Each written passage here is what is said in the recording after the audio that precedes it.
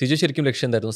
Big boss കപ്പല്ലാതെ സിജോന്റെ ലക്ഷ്യം പെണ്ണ് കിട്ടുക എന്നുള്ളായിരുന്നു എന്റെ പ്രധാന ലക്ഷ്യം. ഇത് മറ്റേ കല്യാണം നടക്കണമെങ്കിൽ ഗൾഫിൽ പോകണമെന്ന് പറഞ്ഞ പോലെ അതൊരു സംഭവം അറിയോ, ഞാൻ ഈ BBയിലേക്ക് വരുന്ന സമയത്ത്, അപ്പം ഞാൻ ബിഗ് ബോസിലേക്ക് വരുന്നതിന് മുന്നേ തന്നെ ഞാനിങ്ങനെ ലിനുണ്ടിക്ക് ഞാനിങ്ങനെ പറഞ്ഞു, എടോ ഞാൻ വീട്ടിൽ വന്ന് സംസാരിച്ചിട്ട് പോവാം. അതിന് മുമ്പ് അപ്പം ഞാൻ ബിഗ് ബോസിൽ പോയി കഴിയുമ്പോഴത്തേക്ക് എന്റെ സ്വഭാവം എന്താണെന്നുള്ളത് ചിലപ്പോൾ അവർക്ക് ഇഷ്ടപ്പെട്ടില്ലെങ്കിലും അതുകൊണ്ട് ഞാൻ നല്ലവനാണെന്ന് ഇപ്പോഴേ വന്ന് വീട്ടിൽ ഒന്ന് ബോധ്യപ്പെടുത്തിയേക്കാം എന്നൊക്കെ പറഞ്ഞ് ഞാനിങ്ങനെ സംസാരിച്ചിട്ടൊക്കെ പോവുക.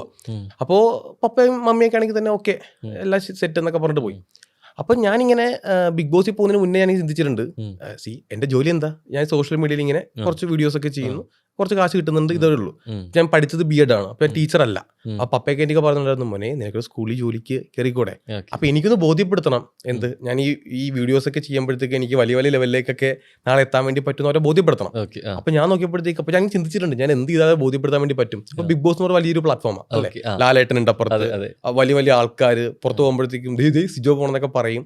അപ്പോൾ ഞാൻ ആലോചിച്ചു അങ്ങനെയാണെന്നുണ്ടെങ്കിൽ ബിഗ് ബോസിൽ പോകാം. അങ്ങനെയാണെങ്കിൽ എനിക്ക് മരുമോനെ കുറിച്ച് അഭിമാനം, മരുമോൻ ഒരു വലിയ സെലിബ്രിറ്റി ആണെന്നൊക്കെ, നമുക്കറിയാം സെലിബ്രിറ്റിയുടെ വില എന്താണെന്നുള്ളത്. അപ്പോൾ ഞാനിങ്ങനെ ചിന്തിച്ചിരുന്നു. സത്യം പറഞ്ഞാൽ എന്റെ മനസ്സിലാകുന്നുണ്ടായിരുന്നു